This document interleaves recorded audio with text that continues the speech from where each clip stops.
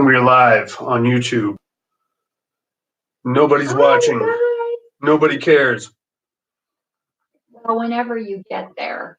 I actually prefer that you don't watch, because if you start watching this, then I'm going to get self-conscious. And nobody wants that. But we are live on YouTube. We'll be going live on the Psycho Bunny Death Cult momentarily. Probably should have done this first. Somebody's watching.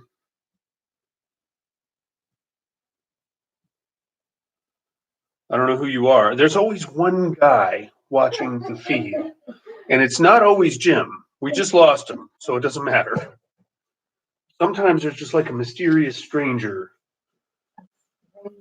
watching the feed, being creepy.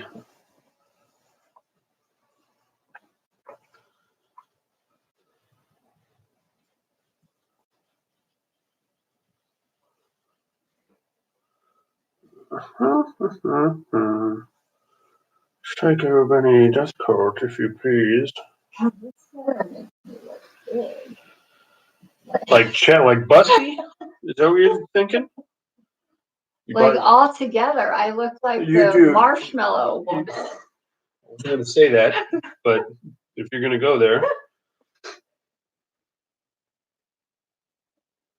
Padded room. Okay. Very 80s, that sweater. Yes, it is. I like it. It's got the 80s. Did you ever watch Liquid Sky? Which one was that? Alien on the Rooftop. Heroin addicts having sex with each other, and every time they do, one of them gets killed. And it was made in 1981, and it is incredibly 80s. It's on Shudder. You need to check it out. Huh, I will check it out. It makes no sense, so don't even try.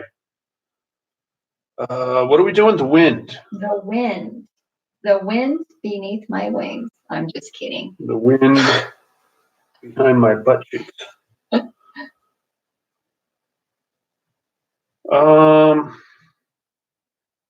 Yeah. Oh, the late horror show's in the house. What's up, late horror show?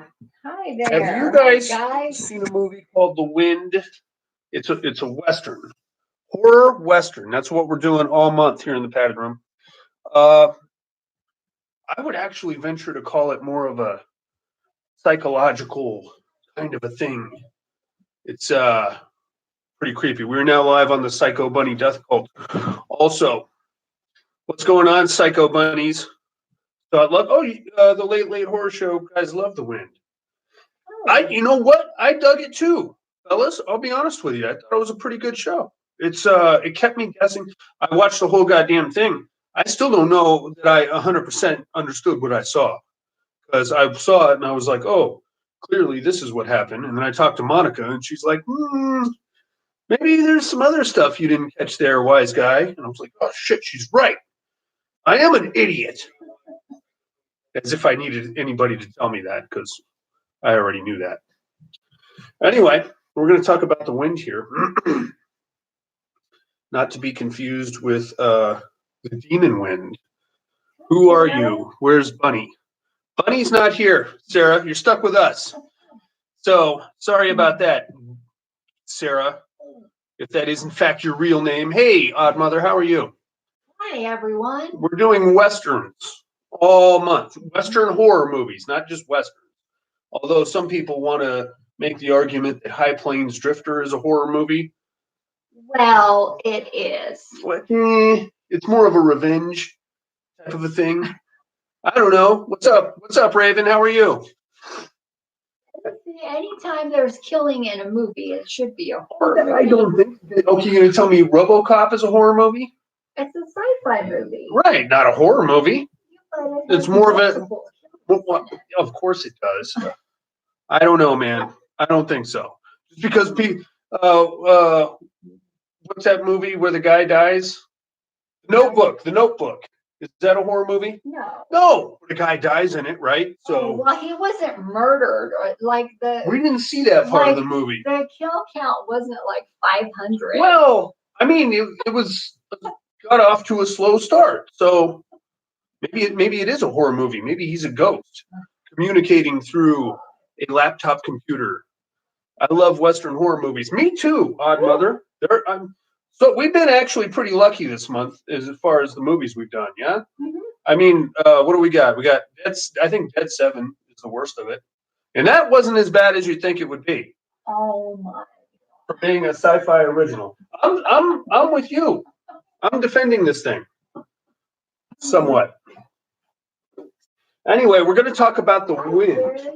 Hey, Jerry. Sherry Snod. What's up, Sherry? Have any of you guys seen a movie called The Wind? What's up, Connor? We're talking about The Wind, babe. Not like the wind here in town, but there's a movie called The Wind. It has been pretty windy lately. How the fuck does Buddy do this? Does he? All right, scoot over. I'm trying to bring a microphone up here so I can talk. And basically, I'm just shoving Monica out of the picture. Either that or I'm going to sit on her lap, whichever comes first. It's not. Hi, Odd Mother. Okay, here we go. You guys ready to do a podcast? Mm-hmm. Microphones on? Yes? Yes. All right, here we go. Oh, God damn it.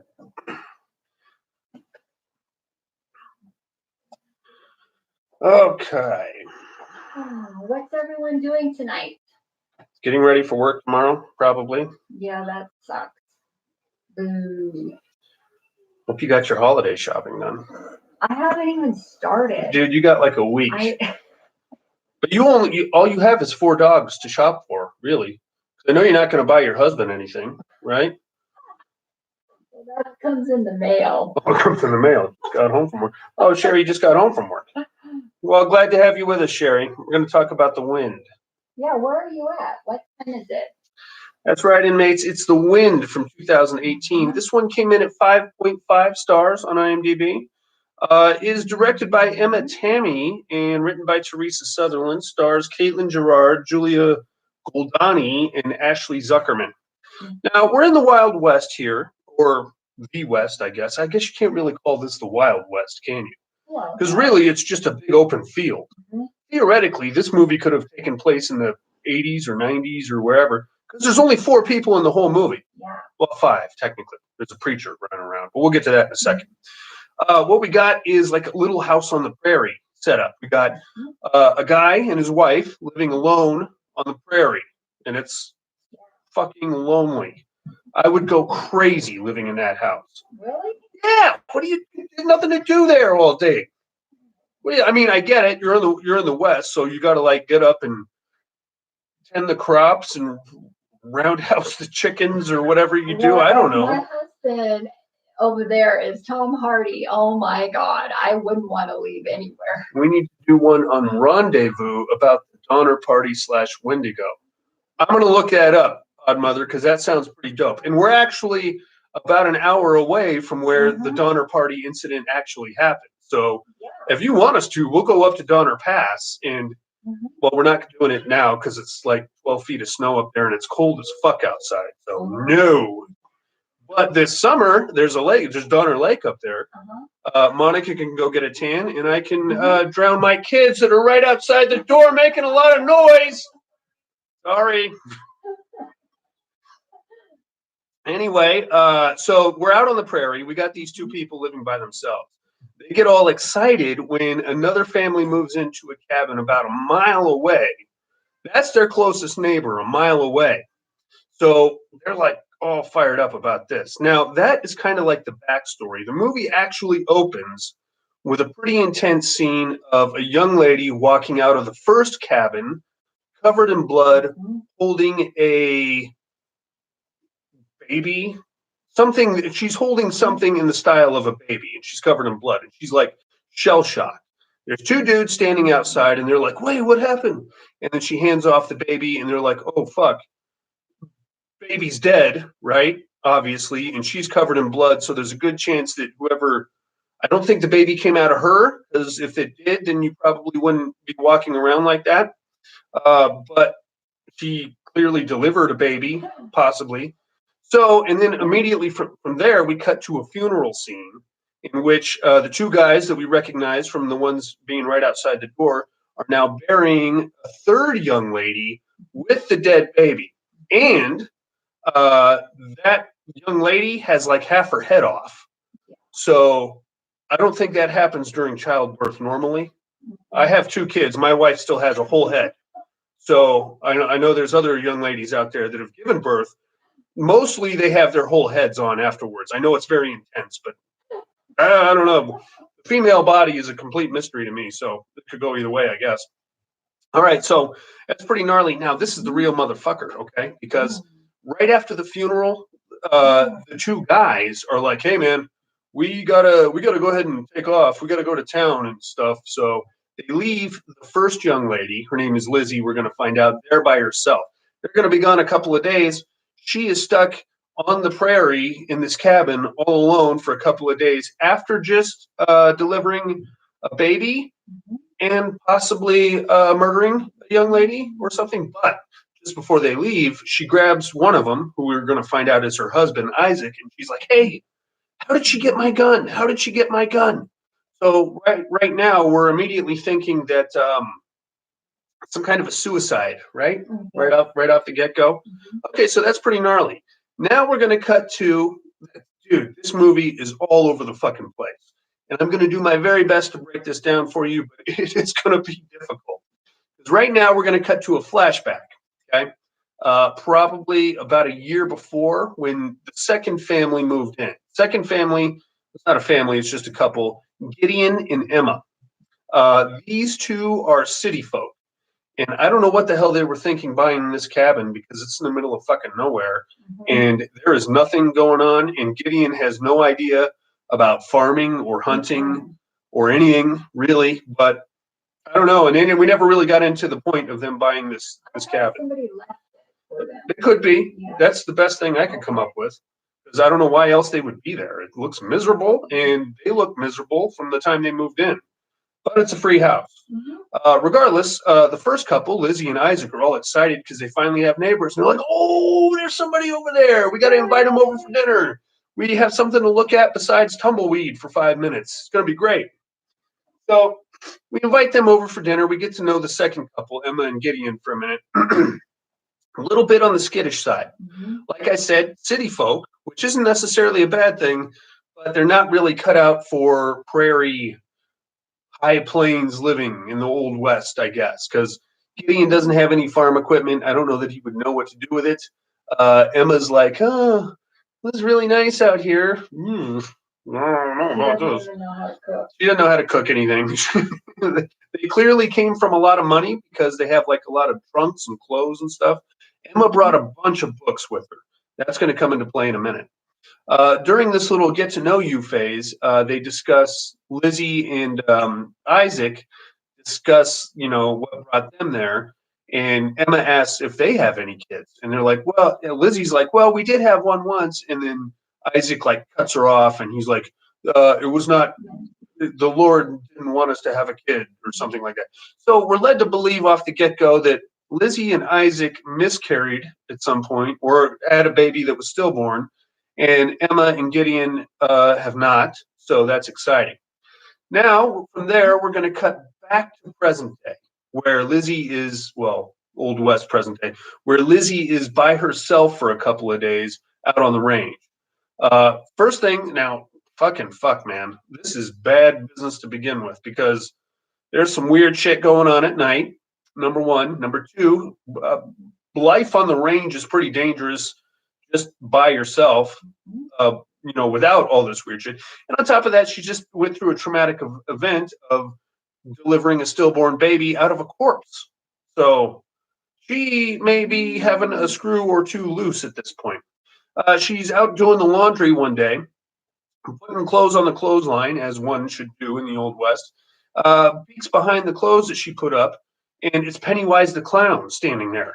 And he gives her one of these. And she's like, "Get the fuck, what?" No, I'm just kidding. It wasn't really Pitt, but that would be some scary shit on the range. You see a fucking clown out there for no reason. It wasn't Pennywise the clown. I just made that up. It's actually a couple of wolves.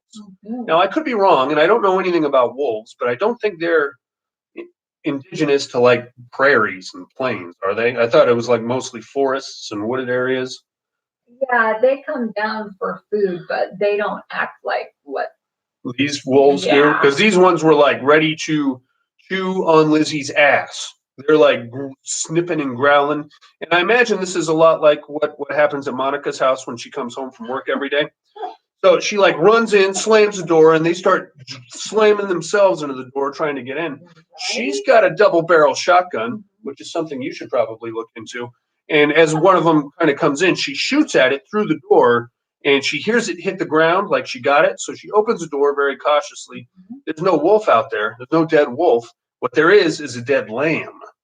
So they apparently had a lamb there on the old homestead. We missed a part. We missed several parts. We missed a serious important part. What was the serious important part? When she went to touch the door, the wolf scratched her. She did get a scratch, though. Yes. But when she actually opened the door, now this is something that Monica brought up as I was talking to her last night. A wolf scratch could lead to an infection that could possibly give hallucinations. Is that correct? Yeah, you're. You have like tetanus. It's what you need. The tetanus shot after that, right? You get lockjaw, which is not something you want on the range because there's no. I don't think when even. You get the fever, you start hallucinating. Oh fucking fuck! Yeah. So infection. The fever and then the hallucinations. Yeah.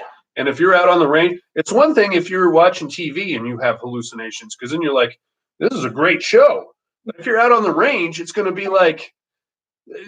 There's 12 tumbleweed instead of 9. Where did these extra tumbleweed come from? Oh no, she scratched her. She turned into a werewolf. I don't think she turned into a werewolf, Sherry. I could be wrong though. This one is open to a lot of different interpretations. So Lizzie in present day has now been scratched by the disappearing wolf. But when she opens the door, the lamb has been mauled to death, and the wolf is gone, which is very scary because either Lizzie is going crazy, or there's some ghost wolves out there that are seriously pissed about everything.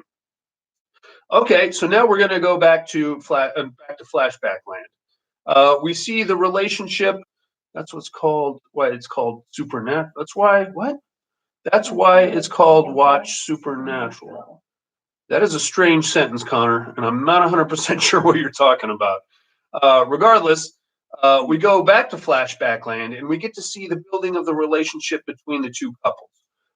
I can tell you right off the get-go, Emma wants to have sexual relations with Isaac. Mm-hmm. She wants to do a little husband swapping there. I mean, she's not being very subtle about it either, dudes. She's like, like pouring him water into his mouth, and then like for her own husband, she's like, here's your water. But when it's time for Isaac, she's like, oh, let me get that for you. Oh, let me wipe your face there for you. And Lizzie's watching this whole thing going, you fucking slut. Yeah, exactly. Now, technically, if I know what Supernatural is, I've seen it. It's a good show. So what I thought was kind of funny is that if Emma actually does have sex with Isaac, she quite literally fucked the entire neighborhood, which I feel like should be like an achievement for being on the range because it's only 2 houses. All right, anyway. James, turn the heat on. Turn it on, James. It is friggin' freezing in here. And don't get hardwood floors because it'll freeze your whole house. I'm missing my carpet already. So that's, I mean, I can tell you right now, that's about to go down. But to be honest with you, if I'm one of those 2 couples and my wife wants to fuck the neighbor, hey, can I watch? Because it'll be something to do. Because we got nothing else to do out here. I've read every goddamn book in this 5x5 cabin that we live in. And I can only watch the tumbleweed blow back and forth so many goddamn times. So yes, please go fuck the neighbor so that at least maybe I can have 5 minutes to myself or something. I don't know. What's up, Stevesy? I'm telling you, man. Would you? How long would it take you before you started playing sex games with the neighbors living out on the range in those 2 cabins? Oh, well, it depends on what the neighbor looks like. I don't think it does because it would just happen out of sheer boredom and nothing else. Just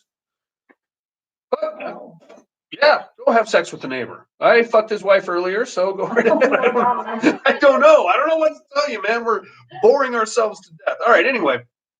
So that's clearly happening. Now, we don't know that they've done anything just yet, Emma and Isaac, but Emma is clearly wanting that dick. So that's kind of creepy. Lizzie knows this too. Now we cut back to present day, where the isolation is starting to set in, and Lizzie is kind of coming apart at the seams. You can tell because now she's got like the bags under her eyes, and she's starting to look a little bit more sullen and withdrawn. She's got a 12-gauge shotgun, and it's hey, you're right, Connor. We should probably stop talking about sex. You wouldn't know what variety was really. Not too many to pick from. That's what I'm saying, Sherry. So yes, by all means, go, because we have nothing else to do and nobody else to flirt with. So, all right. Anyway, she's looking really withdrawn. She isn't leaving the house without her shotgun, as she should, because apparently there's some ghost wolves roaming her prairie estate, flatland, whatever it is. She tries to go about the daily routine, doing the dishes. She still has a bunch of fucking blood all over the house from the previous miscarriage suicide. That's an excellent name for a death metal band, by the way. Suicide Miscarriage. Wow. So she sets about cleaning that up. It's a big process because she's got like the old timey cleaning bucket and the washboard and all that shit. Yeah. So she's burning some serious calories. And I should mention that Lizzie, pretty attractive, right? She looks like she's in pretty good shape. She does take a bath, which is another weird situation because it's just a big bucket that you sit in the old West on the prairie. And you fill it up with well water, I guess, and you just sit in it right in the middle of your living room. And I don't think it's probably not even hot water, right? You have to warm up the water. I would warm it up because nobody wants a cold ice bucket to sit in. Why would you do that? Did you not have plumbing? In Hungary. Oh, in Hungary. Okay. So you have to warm up the water and then add cold water and take a bath in that. She's from Hungary, so there's no plumbing over there apparently, which explains a lot about her general demeanor at times. I'm just saying, man. Welcome to the United States, Monica. We have electricity, we have plumbing, we have fast food restaurants. You're gonna love it here. So that's pretty gnarly. Now we jump back to flashback land. It's pretty gnarly what's going on here because now Emma is starting to come apart at the seams first. So in the timeline that we're jumping all over, and I know we're jumping all over it, Emma and Gideon. Well, Emma's really the catalyst because she's like, oh, there's something out there. There's something on the range. And Lizzie's like, are you fucking nuts? Look outside. There is literally nothing for as far as you can see. It's not even a hill. It's just flat and tumbleweed. And there's my house about a mile that way. And that's it. So she has like a crazy manic episode one night and starts freaking out. So Gideon runs 1 mile to the neighbor's house and is like, hey, man, dude, my wife, can one of you come talk to her, please? Because this is out of control. So he's like, oh, fuck, okay. They'll go hauling ass back to Gideon's place where Emma has like barricaded herself under the bed. So Lizzie's like, all right, hey, I'm going to talk to her girl to girl. We'll get to the bottom of this. Crawls under the bed with her and she's like, hey, you crazy bitch, what's going on? And Emma's like, oh, there's something out there. I saw it. It's looking at me and it's coming for me and crazy. And she's like, there's nothing out there, man. Come on, get out of here. So she grabs her and then Emma smacks her in the face and busts her lip open. So she's like, you fucking bitch. You just slapped me. I'm trying to help you. So this part is particularly weird. Lizzie goes somewhere, presumably back to her cabin, comes back with a chloroform rag. What do you suppose the purpose of a chloroform rag was on the Old West? You're not date raping anybody on the prairie. I think it was to knock them out, like they needed like medical treatment or something. Okay. Or giving birth or C-section. So something. you're thinking that just came standard in like a first aid kit back then? Okay, I'll buy that. Makes more sense than anything I could come up with. Or perhaps Lizzie was a unwilling participant in certain bedroom activities. Isaac had to loosen her up a little bit. It's a possibility. I don't know. You get bored out there, Monica. You got to try new things, right? So she goes back under the bed with the chloroform rack. And she's like, "Fucking bitch, you just hit me." Hits her with the chloroform. Comes back out and she's like, "Hey, man, drag your wife out from underneath the bed and then tie her to it because she is nutty right now. She's in there slapping people. I had to chloroform her to get her under control." So that's pretty wacky.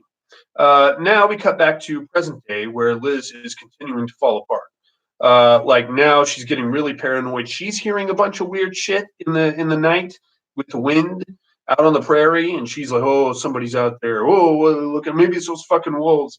You're really starting to lose it, man. So, to be honest with you, these scenes are pretty intense because it's this cabin is really small, and the director does a good job of making it feel even smaller.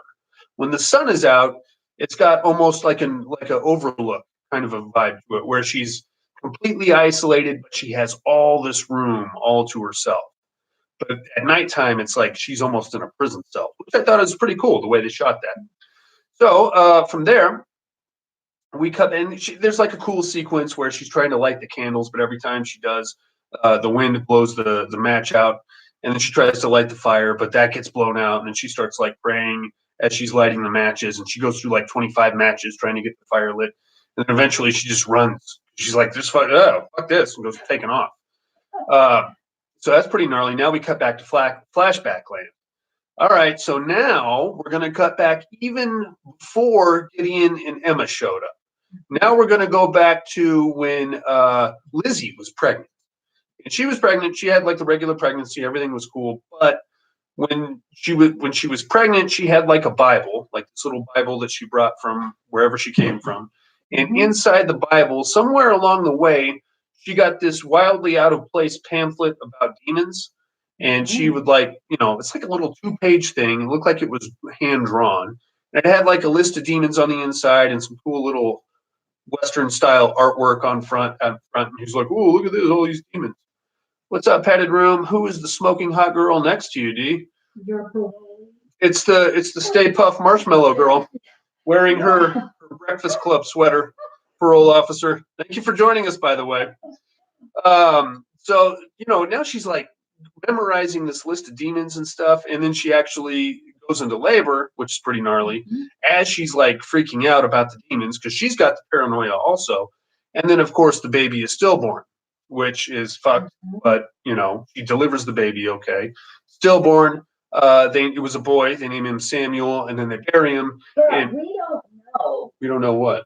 I kind of feel like the husband the baby out. It was just so weird. Like I felt like maybe the baby was alive. He just took it outside and murdered the baby. I mean, you're jumping to some pretty wacky conclusions here because I mean. Well, when we get to the end, we'll discuss. Okay, it's a possibility because I didn't go there because when the baby came out, it wasn't crying, and she's like, "Why isn't it crying? Why isn't it crying?" And then the husband leaves with the baby. So don't look at it. Don't look at it. I mean, it's possible. It may have just been a quiet baby, and then he took it out and stomped it or something like that. I don't know. It's possible. And like I said, this movie leaves a lot open to interpretation. Regardless, so that's kind of fucked. They bury the baby. She buries her Bible with it, and she's like, "He'll need the Bible more than I will. I'm never looking at that book again." So, we're getting into a little demonic territory here, a little bit, guys. It's not Christmas until you see Hans Gruber fall off Nakatomi Tower. You're exactly right, James. Quite possibly the best Christmas movie I ever saw. Die Hard. Just a thought. So that's pretty gnarly. So she's like, basically what we're saying here is that she's turning her back on God because she's that bent about the stillborn baby. I get that. I'd be bent too. Yeah. And then that was before Gideon and Emma showed up. And I know it was very hard to follow. Rest assured, the movie is equally as hard to follow, if not more so. I'm doing the best I can to break this down for you. So from there, we cut back to present day. Again, she's alone. In the next morning, she's alone, and she's like, "Oh God, what happened? I don't know. I ran off, and the fucking couldn't get the fire started." Now there's a knock on the door, What the fuck? Who the fuck is knocking at the door? It's clearly not Isaac. This is his house, right? Mhm. So she shows up with the shotgun. Hey, who's out there? Little old man. Mhm. Fuck you. I'm not opening the door. I saw a poltergeist too, man. I know how this goes down. And he introduces himself as a preacher. Go. Get the fuck out of here. I'm not letting you in my house. I know what's going to happen. You're going to try and seal me in a hole in the ground with a rock and a bunch of other nutbags. So she's like, oh yeah, come on in. So he comes in. He's a sweet little old guy, or at least he appears to be. Mhm. And he's like, oh, I've been on the range for weeks. I haven't had a decent meal. Oh, what am I gonna do? He's like, all right, dude. Come on in here and let's, get you sorted out, get some a meal, and get some kind of ready to go. And he's like, okay, well, I'm gonna keep moving. I gotta try to get into town there. And she's like, look, man, you're exhausted. You still got to get the fuck out of here. But that the only other house in this neighborhood, which is about a mile that way, is empty, and nobody's going to be there. Comfortable furniture in there. Go on in there, stay the night, leave in the morning. And he's like, oh, thank you so much. It's great. Oh Lord, interpretational movie. How do it rank on a Hagazusa? Have you seen Hagazusa? No. Hagazusa. Hagazusa is a bad motherfucker, and there is some gnarly stuff that happens at the end. Natalie knows exactly what I'm talking about. One of these days, we'll do a witch month, and that will be in it. And you're not going to want to eat for a while, is all I'm going to say, because the ending is pretty gnarly. Anyway, movie sucked ass. I give this a 1 skull rating. The parole officer didn't like this one, huh? No. Not enough nudity. Is that what it was, Jesse? I understand that. I'm with you on this, but I dug it anyway. So she sends him towards the Gideon Emma cabin. She's like, just stay there. As soon as the sun goes down, don't open the fucking door, especially if somebody knocks on the door. Do not open it. And he's like, oh, okay, all right. It's very scary. He's like, just trust me on this, dude. Things get a little weird out here at night. So he goes, and everything's cool for a few minutes. And she's like, okay. Looks out the window at night, sees the lights are on in the cabin. She's like, okay, he's over there. That's kind of cool. I'm not totally alone. And then she goes to bed. Fast forward a couple hours. He comes knocking on the door. Oh, Miss Lizzie, you have to let me in. There's something out here. And she's like, yeah, there is. And it might be you, motherfucker. So she points the gun at him and she's like, walk your ass over to the window so I can see you. So he does. And she opens the window, and it's him, and he looks very rattled. And she's like, oh, okay, yeah, come on, get in here, hurry up. So he comes in, and she's like, all right, what's going on? He's like, there's something out there. It's chasing me. I thought it was going to be safe in the cabin. And he sits down, and she's like looking out the window. Okay, what happened? Where'd it go? Did you see it? Did you see what it looked like? And he's like, no. It's scary though. When Emma saw it, she reacted the same way, right? You just fucked up, my man, because Lizzie never told you about Emma or gave you the name Emma, or you shouldn't know anything about that shit. And so she turns around, she like this clicks to her too. So she turns around and points the gun at him, and he's like, I shouldn't have said Emma, right? That's where I fucked up. Is that right? And she's like, yeah, dude. And then he goes full demon on us. Like his eyes turn black and like brimstone starts coming off him, and he's like, I was having so much fun toying with you. And then she's like, dude, I'm going to blast you, bitch. So what the fuck? And then he just like crumbles to ash. And she's like, gotta go. Goes running out into the night. Mm-hmm. Okay. That was pretty fucking scary, dude. Yeah. And that was probably my favorite part of the whole movie. So I think what happened is she just ran straight across the prairie to Gideon's place, shacked up there, locked the doors, and like barricaded herself in for the night. Now, while she's barricaded in over there, she like, does a little snooping and pooping through Emma's old books and stuff, comes across a diary. Uh-oh, this is about to get juicy, because she starts flipping through the diary. Never mind the demonic preacher that's roaming the open prairie out there. We found ourselves a diary full of juicy sex stuff.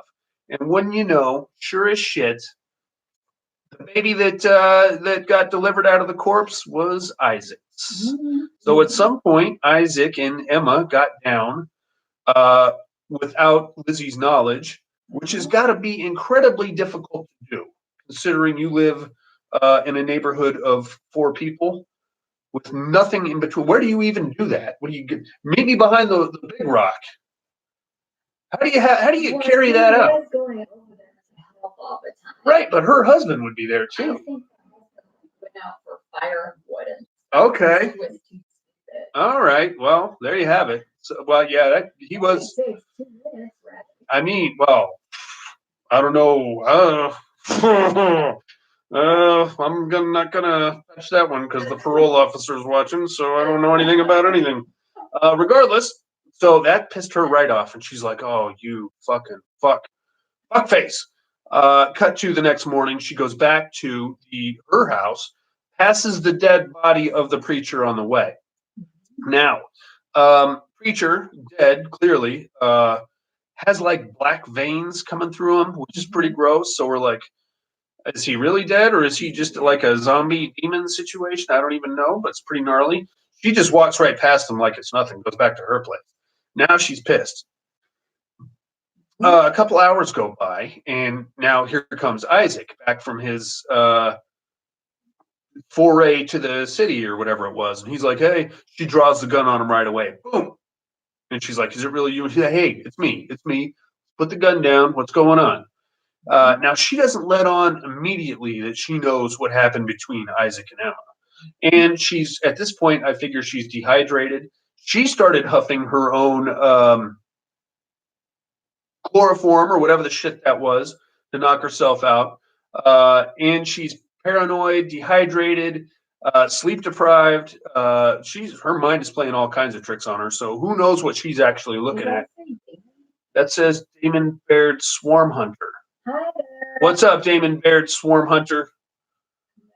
Good. Never blow in the hole when it's your wife. Pull out. When it's not. When it's not, that's solid advice, parole officer. Or wear condoms. We have those these days. They're great. So now she's like about to shoot her husband, but then she collapses from exhaustion. He takes her back inside. While she's like coming to, he's like rifling through. He finds what's her name, Emma's diary on her, and he's like, "Oh shit, she knows a lot more about what's going on." I'm glad you enjoy the Nightbreed poster there, Chris. So he's kind of freaking out too because now she knows. So she wakes up and she's like, "You fucking fuckface! That was your kid that I pulled out of the corpse. You were cheating on me with the only other thing with a vagina anywhere near here, you son of a bitch. And you got her pregnant, you piece of shit. So fuck your face. Get out of here." And he's like, "Hey man, you're freaking out for nothing. She was crazy. You know she was crazy. She slapped you when you chloroformed her. And I don't know what you're mad at me for. She's probably having some kind of fantasy." And he like leans in to like, "Hey, calm the hell down." And she shanks him right in the neck with a piece of glass. Isaac is now out of the equation. That really sucks. Lizzie gets up. "Oh, what do you mean, yay? He didn't seem. I know, but there's nothing else to do out there, Monica. Of course he did. I was rooting for Isaac, and not because he slept with the neighbor, but he seemed like a good dude. Other than that, and I don't really fault. Well, whatever. I'm not going to get into my. This is going to get me in trouble. So that's pretty gnarly. He's now out of the equation. She gets up and starts staggering around, and now we get another flashback that is going to kind of solidify what may or may not have actually happened here. On the night that Emma supposedly shot herself, she was out dancing around like some kind of a sprite on the range, and she woke Lizzie up, and Lizzie went out there. And at this point, Emma's about 9 months pregnant. So Lizzie takes her shotgun out there because she doesn't know what the fuck's going on. And basically what happened, I'm making a very long story short, is that Emma confessed to Lizzie that it was Isaac's kid. And she's like, "Oh, he's going to leave you and we're going to be together." And she's like, "What the fuck is this?" And she's like, "Oh, don't worry, Gideon will be here. You two, maybe. I don't know. But me and Isaac are taking off. So sorry, but be happy for me because I'm so happy. Look at me. I'm pregnant and we're going to take off now." And she's like, "You ain't going nowhere, bitch." And she blasts her right in the face with a shotgun, kills her, props the body up with the shotgun, and makes it look like a suicide. Gideon finds the body a few minutes later. She's long dead, and so is the baby at this point. But he freaks right out. He's like, "Oh my God, she killed herself. We got to save the baby." And then that's when they picked her up and carried her back. And Lizzie's like, "Oh, I'm so tired. Oh, I just woke up. Oh, what's this? A dead lady with a baby? Oh, whoa, what happened? What? I better try to save the baby." And then she started with the season, and then that's basically where the movie started. And that is what I presume to be the truth of this movie, because that makes the most sense to me, right? Finished playing Gears 5, Horde got weapon strikes, ugly Christmas sweater, survived 100 waves. Good job, Damon. Well done on the Gears of War stuff. And that's The Wind. What did you think of The Wind, Monica? I watched it twice. Okay. Monica has some ulterior theories as to what actually happened here. Let's hear it. Okay, so the first part was the scene where she got scratched by the wolf. Right. I figured the infection set in. Okay. And she started hallucinating. The whole shit. Yes. Okay, but that happened after the dead but baby. We don't even know if that really happened. Well, on the original timeline, it would have, because the two husbands were gone when the wolves came, right? But did it really happen? Or did the wolves come at all? Well, because we never see the wolves again in the whole movie. They could be hallucinations. But you did also skim over the part where when hubby finally came home, she was laying in bed and she was sweating. She had the fever, and he was like, "That's true," dapping her head, drying her off. That's true. So and then the other one could very well be that she just lost her mind after she lost her baby. Okay. And all of this did not even happen. Well, it was all in her head. And see, the very last scene of the movie is very strange, because after she realizes that she killed her husband, she walks outside and she just kind of sits down in the dirt, and then the camera pans back, and for a second, she's not sitting in the dirt, she's sitting in her bed, but the cabin is not there. So it's literally just a bed on a big open prairie, and she's sitting on it, but then it pans in on her eyeball, and then it pans out again, and then the bed is gone, and the cabin is gone. And she's literally just sitting in a big open prairie by herself. What the fuck does that mean? Now, I thought, when I was actually trying to dissect this, I thought that whatever it was that was out in the night, was some kind of a metaphor for isolation and what this life is like. I don't know that that's true. I think the original story is what I'm going with. Husband knocked up the neighbor. She got pissed off. Murder-suicided him, pretty much. Okay. Or that's the best I got for you, man. I don't know. I mean, your ideas work too, if you think about it, but that seems to be the most plausible. And even if she was hallucinating, she could have very well have, just killed her. Maybe she was sick in the head. Well, Sherry thinks that she was single the whole time, and all these people were Tyler Durden's, which would be if I had a bunch of imaginary friends, Sherry, I would have them doing the same shit. I would be like, "Michelle, you are cheating on Jeff. Whoa, you're a filthy woman, Michelle." In the meantime, I'm sitting in a padded room all by myself. That guy's crazy. Exactly. Which could be true, but then that begs the question of how she got out there. How the fuck did she how has she survived this whole time all by herself? Maybe she did kill her husband. We don't know. I don't know, man. I don't know. Or it actually could be. Was there really that's what I was going to say. Maybe it was a demon the whole time, and he's fucking with him. Could be. Or everybody else is possessed. It's Deadites is what it is. Yeah. The Necronomicon is what it is, Sherry. Jesse? We'll never know. Jesse, I think it was the Necronomicon, but they didn't have the full one. They just had the little pamphlet. So yeah, the early one. Necronomicon First Draft, which was a much shorter edition, and the illustrations really sucked in it too. Yeah. Looked like they were drawn by 5-year-olds. Well, that was The Wind, ladies and gentlemen. I think it's definitely worth a watch. I back that option. I'm with you, Chris. I think it's worth a watch. It's streaming right now on Vudu. You do have to rent it. I think it's $3.99 if you're interested. Or if you, Buddy, it was Buddy. we were gonna do, what were we gonna do? We were gonna do Ravenous? the other one. On the list. I think we were Yeah. gonna do Ravenous, but Buddy's like, oh, I like The Wind. Look at The Wind here. And of course, he doesn't show up tonight. So, son of a bitch, We whatever. didn't watch it. He probably didn't watch it, so I go to work late.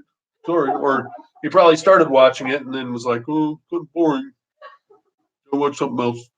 And then now we're here by ourselves. And it's windy outside too, which is kind of makes us kind of creepy. All right, inmates. I say it's worth a watch. I would love if you guys get a chance, check this movie out. We'd love to hear your thoughts. Tell us what you think happened. Exactly. Mental health hotline, area code 775-387-0275. The email is thepaddedroom2011@hotmail.com. Check that out. Let us know how you think this fucking movie ended. And maybe it was a wolf scratch or a something I'd like to know. flesh-eating virus or just isolation and being a crazy bitch on the prairie. That's what they should have called the movie, Crazy Bitch on the Prairie. Little House on the Prairie, this is like the shitty sequel. Crazy Lady on the Prairie. All right, guys, thank you very much for joining us tonight. PaddedRoomPodcast.com is where you find everything you need to know about us, the various other podcasts we do here at the network. And anything, what are we doing next? Oh, join us next week for Bone Tomahawk.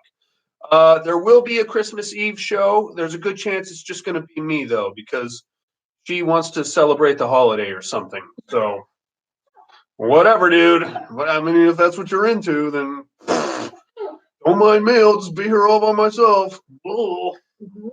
We'll do the best movie when I'm not here. I didn't set this schedule. Tony did, so blame him. He said, Christmas Eve, celebrate it by splitting a cowboy's taint in half. I'll be listening. All right, guys. Thank you again for joining us. Yeah, I'll be here Christmas Eve for Bone Tomahawk. And that. And that. All right, we'll hang out for a few minutes. If you guys have any, well, thanks for joining us, Odd Mother. Glad you enjoyed the show. Yeah, I'll be here next week for sure for Christmas Eve. Do a show, probably by myself. I don't think Buddy's gonna make it either. You guys have any questions, comments, concerns, complaints? I have other horror movie posters. One of these days, I'm gonna do a tour of this pseudo studio. I did for the Patreon thing once. But that was before the hardwood floors. So, not that it makes that big of a difference. Dude, this house is freezing since we put these goddamn floors. Christmas Break, of course, a good movie when no one is there. That wasn't my idea, Jesse. That was Tony's idea. I'm sorry. Tour. You want to see it? You want to see a tour? We'll do a quick tour. Why not? Are you sure you want to end the stream? Yes. All right, we're doing a tour.